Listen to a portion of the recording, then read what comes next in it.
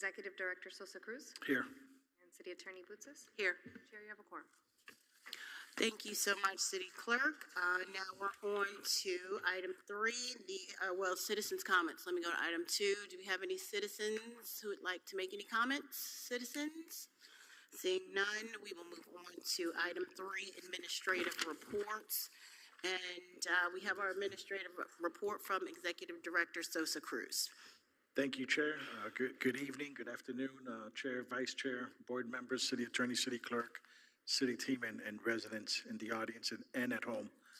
My name is Candido Sosa Cruz. I'm the Executive Director, and I'll start tonight's admin report with the Dania Beach Self-Care Week update that Javaka Young-Smith will be providing.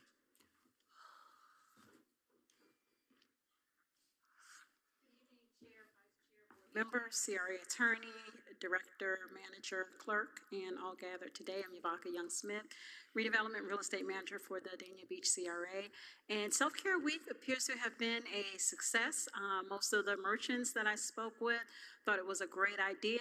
Many said that they did get new customers from it, and they're asking for a month-long celebration next year. So we did a week. They felt like that if it had been longer, then it would have been more advantageous. I think we did a great job with marketing of it, but again, there was lots of effort, and it's like the week just flew by. So we're working on hopefully next year being longer. Thank you, Yavaka. Okay. It's been a breath of fresh air having Yavaka and the team. She's really provided a lot of great ideas. This self-care week was an idea of hers. It really has engaged the business community. It's created a buzz of excitement. They're waiting to see what else the CRA is going to do. Part of that is what's next. This August CRA merchant newsletter, that's in part of your backup. You know, the CRA team developed and distributed this merchant letter as a comprehensive communication tool to support and engage the local businesses. It gives a lot of updated and current information. It talks about, you know, economics. It talks about regional news. It talks about any new programs such as the Self-Care Week. It talks about development opportunities. All 3 of our letter of interest developments are on here if anyone wants to find out about it. It talks about back to school. So it's a very relevant newsletter specifically aimed at the CRA businesses. Also, as many of you have probably seen, we've been working hard on Federal Highway, and we've implemented the Streetscape Planters pilot program. You could see in the back of your binder the planters that have been placed throughout Federal Highway. And again, this was just a simple pilot program to see how we could beautify Federal Highway, and the feedback and the comments from the business community has been extremely positive. Mm-hmm. Our goal is to continue with this pilot program in the new fiscal year, starting October 1st, you know, adding vibrant color, enhancing the overall appearance of the corridors, and including Dania Beach Boulevard, and then also South Federal Highway, south of Sterling Road, and also evaluating the opportunities to place these planters within the roadway medians. I know Commissioner Ramoli, Board Member Ramoli, you've asked if that's a possibility, and definitely that is something that we're looking into, because the company that made these planters is a Dania Beach company. Awesome. And we went out for an RFP, and they are the best with the lowest price and with the highest quality of planters. So we're working with them also to see what design, what size will work out on the medians where it meets FDOT's approval and it beautifies the corridor. Also part of your backup is the FLL Fashion Week partnership. Again, thank you, Board Member Ramoli, for introducing us to Fort Lauderdale Fashion Week company owned by Florentina. Part of your backup, you'll see photos of the actual event. The event was extremely successful. It included the business community. It included many key players here in Dania Beach, and the event was held at the 101 Dania Beach building at the rooftop. I know several of you attended. It was well attended by the community, and everyone enjoyed themselves. I was there, and everyone said, what an incredible event, and thank you for bringing it to Dania Beach. Also, a new program that Javaka has been spearheading is the Dania Beach Art Week program. You have the information as your backup as well. We're including in everything that we do, we're adding these QR codes so you could click on it and get the full information from our website. The Dania Beach Art Week starts September 27 all the way through October 3rd, and the program highlights Dania Beach's growing arts and culture district. You know, remember we named a certain part of the city art and entertainment district, and now we're creating programs that continue to bring people, to bring businesses to our art and entertainment district. Also, Rebuilding Together continues to do the work that they've been contracted for. They've completed 7 homes for the home beautification program, and they're close to completing 50 homes for the Safe at Home program. They've done 47 homes already. Also, the patch continues to welcome walk-in visitors. They've welcomed 25 visitors this month.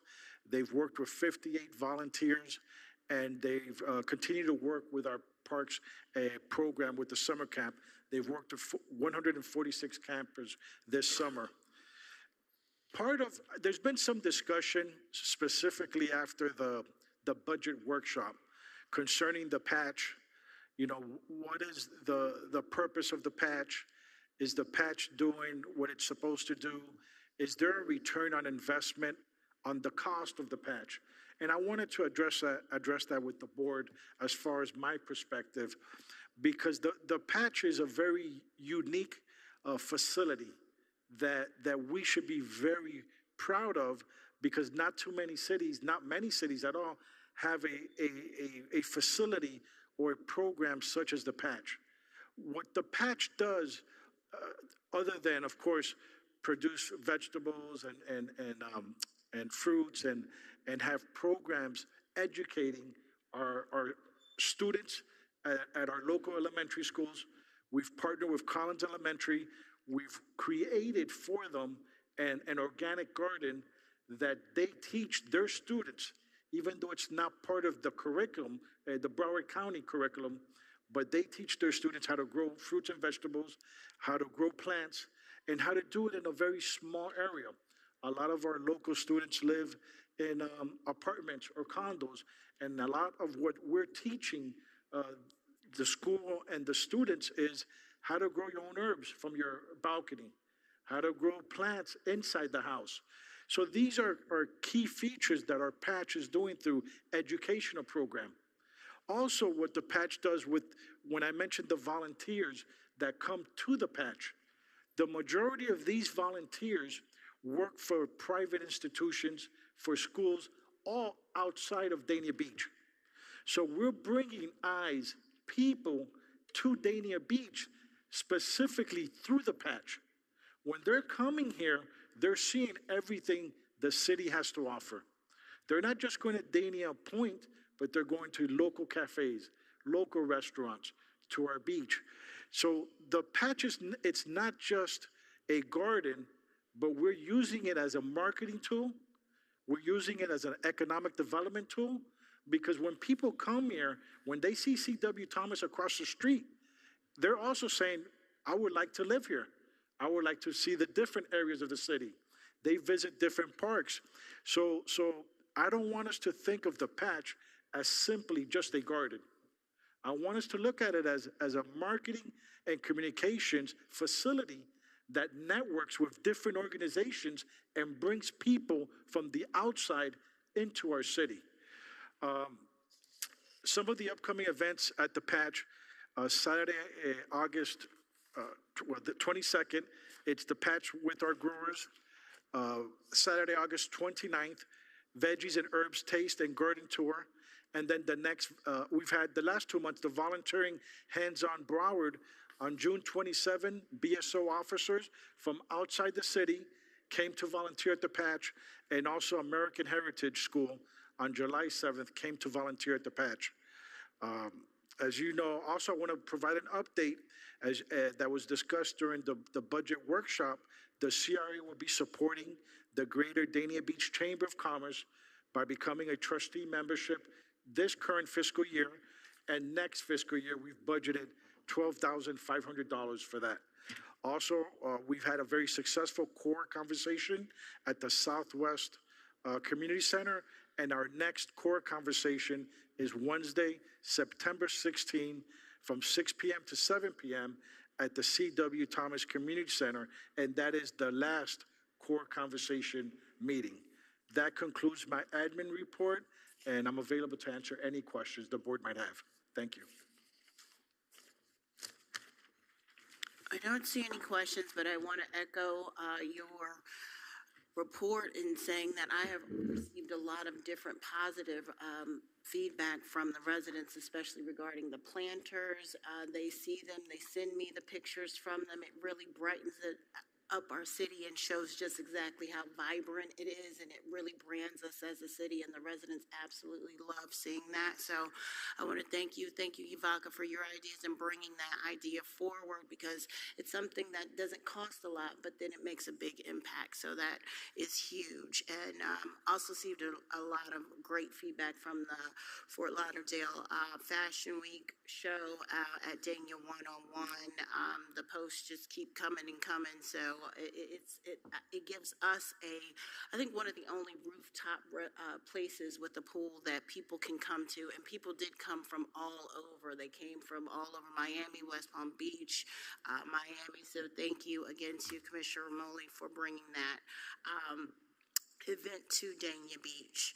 And of course, I love the patch. I think but I like a bigger vision for the patch about bringing people to the city and from all over, and creating those partnerships that expand and really show what a unique, one-of-a-kind place that it is. So those are all my comments. Does anybody else have any comments? And I just want to add one more thing on the patch. They're currently working on Sensory Garden, where they could have like a water fountain, some benches, some different shading areas, some tables. So they know that there has to be change.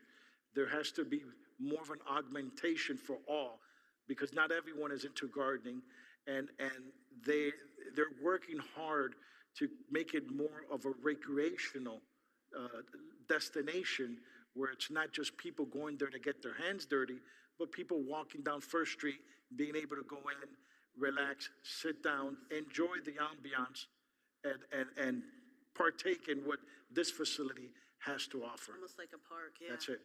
Thank Excellent.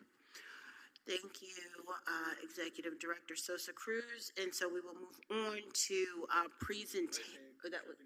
Sorry. Okay, didn't see it. Board Member Ramoli. Thank you. I just wanted to echo again what Manager just said about the patch. I love the idea of the patch. I love what it's doing. I love how it's bringing people together. But I think it's being underutilized. And the idea of trying to activate both ends of the patch with walking paths, fountains, so some place where people can sit and picnic, if even, or just play board games, I think is an incredible idea to enhance what we already have there. And I think if we can start working on those types of programs or those types of ideas to bring into the patch, I think it'll be just that much more successful. Thank you. Thank you, Board Member. No other comments? Okay, then we will move on to presentations. Item 4.1, Federal Highway Real Estate Market Update.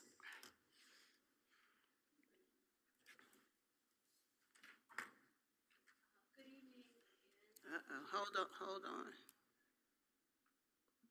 Okay. All right. Good evening again. I'm Ivanka Young-Smith, Redevelopment Real Estate Manager for the Dania Beach CRA. I hope you all have enjoyed your summer and are excited to hear about all of the activity in the Federal Highway District. Since June,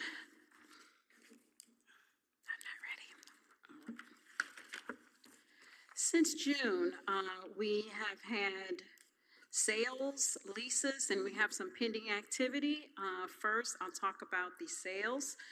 We've had 4 properties to change hands with sales prices ranging from $700,000 to $2 million. Leases, we have had 4 storefronts that were on the market for at least 2 years. Each were leased this summer to restaurateurs and to a retailer. And pending transactions, we have 2 prime storefronts that are now pending, and that's evidence that our commercial market is strengthening.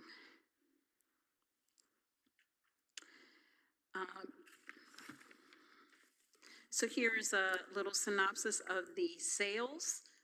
Many of you already know about 380 South Federal Highway, and that seller was 380 Dania Plaza LLC, and the buyer was 1789 Ocean Avenue LLC of New York, and that property sold for $1.9 million, and the closing date was June 10th. We have 11 North Federal Highway. That seller was Anne Francine Akiba, and the buyer was AA Real Estate Partners. This one may be indicative of more of an entity change. But the sale was for $2 million, and that closed on June 22nd. Next, we have 13217 North Federal Highway and 14 Northwest First Avenue, which is directly behind this row of buildings, but is a part of the same lot. That seller was Olinda Zecca, and the buyer was AA Real Estate, and the sales price was $1.5 million, and that transaction closed on July 17th. And then finally, we have 66-68 North Federal Highway. That seller was Affordable Accounting and Tax Services, LLC, and this one was by court order. The buyer was First National Bank of Pennsylvania. The amount was $700,000, and the transaction took place on July 7th. There's now a big auction sign on the building, so I believe the bank is going to be taking that property to auction. All right, now I'll talk about the leases. 33 North Federal Highway finally got leased. And I understand a vintage clothing retailer is the lessee. 4 North Federal Highway, these are the set of retail spaces under Celeste Seaside Apartments. There is a pizza restaurant that has signed a lease for that space, for one of those spaces there. 222 North Federal Highway, another pizza restaurant. I believe this is an expansion.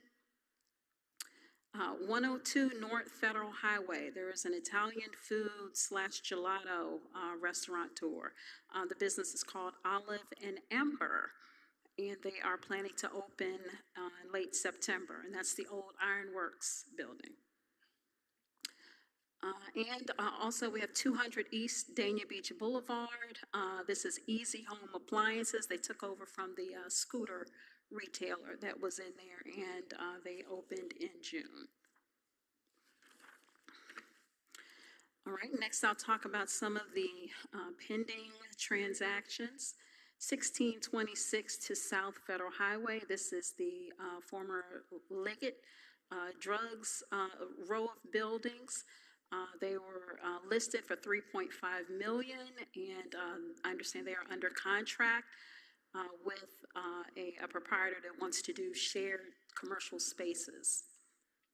4 North Federal Highway, they have another bay that has a lease out, and this is with a market. I believe it's going to be coffee and things like that as well. Shebeleem Bakery at 110 South Federal Highway is going to be expanding next door there at 110, and I understand it's going to be a restaurant at 112 right next door. And then, of course, 242 East Dania Beach Boulevard, that's the Old Paolo's restaurant. It's going to be, it's currently occupied, not open yet, but they've been working on their building for almost 2 years. Mystic Social Club, and this is going to be a Caribbean-infused, club, restaurant, and yeah, so that was at the former Paolo's Italian. So these are the two restaurant brands. I just talked about Mystic Social. I'm just going to talk about it again because I'm so excited about it. But Caribbean-inspired fare with a modern speakeasy vibe is how they describe what they're going to be doing. Looks like they're going to have all kind of modern interiors. This is just a kind of a sample of something that I got off of their social media. So I don't know if it's going to be exactly like this, but this is kind of the concept that they are doing. Olive and Ember is a proprietor that currently or has been doing gelato, and this expansion into the restaurant business is a new venture for them, but they're going to be doing Italian fare and desserts in a modern garden setting. They've already laid beautiful tile at those lovely gazebos, so we'll be able to sit out and enjoy that. Both of these restaurants are planning to do brunches, a little live music, so should be nice. Okay, and now I'll talk about some of the challenges that we are experiencing. One being inconsistent leasing pricing. To better brand the corridors and to attract sustainable businesses, we need to create a marketing package with consistent lease rates. Second challenge, lack of customers. Our businesses are not getting the foot traffic that they could be getting from residents. And often visitors are not aware of the kind of businesses. I mean, we have over 150 storefronts between Federal Highway and Dania Beach Boulevard, and in many cases, people are not aware of that. Another challenge is our lack of connection between our businesses and the beach. So this is going to be improved with some of the new shuttle stop that's being proposed or that's in the works, and then other pedestrian transportation proposals that I believe the city manager is considering. The asset of the beach is extremely valuable to downtown businesses. Another challenge is parking. This also will be improved via the upcoming parking study. And the goal is to get more long-term parkers, i.e. downtown employees, to use the garage so that frees up street parking for patrons. And lastly, of course, image. The city is overcoming patterns of movement that have evolved because of aging infrastructure and former poverty and crime, and must continue to be intentional in its focus on redefining its downtown. All right, next I'll just review kind of a market comparison of our downtown's leasing rates compared to our sister downtowns. Fort Lauderdale, the downtown average lease rate per square foot is $32.28. Dania Beach, the average downtown lease rate per square foot is $37.29. Hollywood, downtown, the average lease rate is $37.25.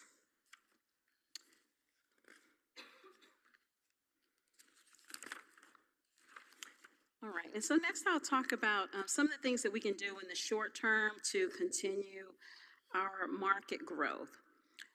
So I mentioned pricing. I'm intending to begin to work with some of the commercial brokers to try and establish a consistent commercial leasing rate for retail attraction and sustainability. So right now we're kind of all over the place, $15 to $51 per square foot. Next, ongoing visual investment.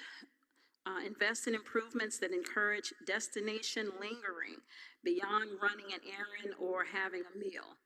So I think additional decor, the planners, of course, sculpture maybe, business signage, and murals are some things that we can do in the interim that just kind of creates a more walkable environment, makes people want to hang out, stay longer. Next, observe and cultivate positive movement. So making use of community centers, churches, and police resources to keep social problems from interrupting business activity. This will replace negative patterns of movement with those appropriate for a thriving downtown. All right, I'm going to end my presentation with this fabulous catwalk from Fort Lauderdale Fashion Week at Dania Beach Summer Show, held at the rooftop pool of 101 Dania Beach Apartments, which we have already lauded. And I'm going to thank you also again, Commissioner Ramoli and Director, for a fabulous event.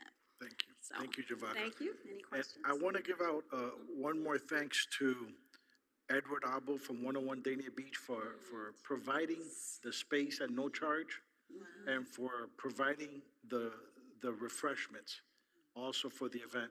I also want to thank Kush Collection for sponsoring the violinist, for sponsoring the stage, for sponsoring and the marketing of the event. They did that on their own free will. So I want to extend that to both of those companies for actually putting up the money and the facilities. And last and definitely not least, Lily Skipper for being the MC of the night and for working very hard in marketing the event and getting people to go. Thank you. Yes, good. Any questions? Okay, thank you. Thank you. Thank you so much, Yvaka. Appreciate your thorough report.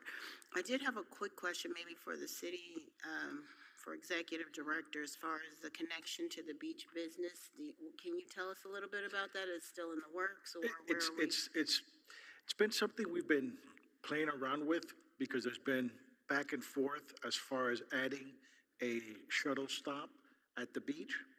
First, some of the information we were getting that the ridership wasn't there. But then when we reach out to the business community, they kept telling us that if there's a lot of the customers that come in to the local businesses come from outside Dania Beach. And if either they're staying here, they're visiting Dania Beach, or coming from outside, they're staying at the local hotels.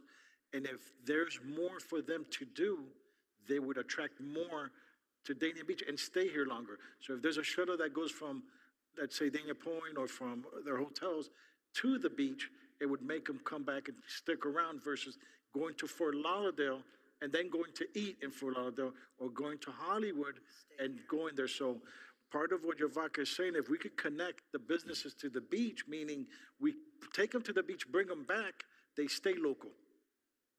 And that is the goal. We're going to start with the free shuttle and then continue to look into how we could augment the services that we provide. Excellent. Thank you so much, Vice Chair. Yes, I have a question for you on the commercial rentals. I've been trying to evaluate a few of those, recently for personal reasons, but when you said between $15 and $51 or whatever it was per square foot, when you analyze what they're renting, when you start looking at the little parcels that are on US 1 that have no parking, front or back, they have to walk around the building. Those people that have a 500 square foot building, 750 square foot building, they're happy to get $750 or $800 or $900 a month. It's just like renting an apartment to them is what it is. When you start getting your bigger money, which I don't know what would be available downtown that someone's paying $50 a square foot for. I know you said the average is $37. I'd like to see do you know what buildings are being rented for $37 a foot? But I can definitely provide a report. But what I'm looking at is many of the buildings will have they don't have it broken down by square foot. So, square foot is me averaging what that means per square foot. And having a conversation or an effort, a campaign with the commercial brokers for kind of an average so that it brings credibility to the corridor when, you know what to expect. So we've got a lot of sort of individuals that are, I think, making decisions that are resulting in vacancies. So I think we have to take kind of the shopping center approach or even the apartment building approach. You know, you get it leased and then you can, you know, add increases. I mean, if you look at places like Dania Point, a lot of those initial businesses are not there anymore, but you know, they were allowed to come in maybe at lower rates, smaller businesses, to get the place filled up. Right. You know, so that's kind of the approach. Okay, I get all that. I realize that some of the people at Dania Point, when they have the empty buildings, they'll fill it up. They'll give you some free month's rents and so on to get you going and maybe a lower rent. I just know that you know, when you made another comment about the businesses are telling there's not enough local residents that are coming to the businesses. Right. Well, that's because they don't have what they want. Because if the Jackson's Ice Cream can do the local businesses and tourist stuff, it's because it's what they want. Same thing in any other business. You have to have and produce something that the people will talk about, come back to, and so on. So a lot of that relies back on it's the person itself or the business itself, why they're not getting the traffic. It may not be the proper business for the area. It may not have enough traffic flow for the area.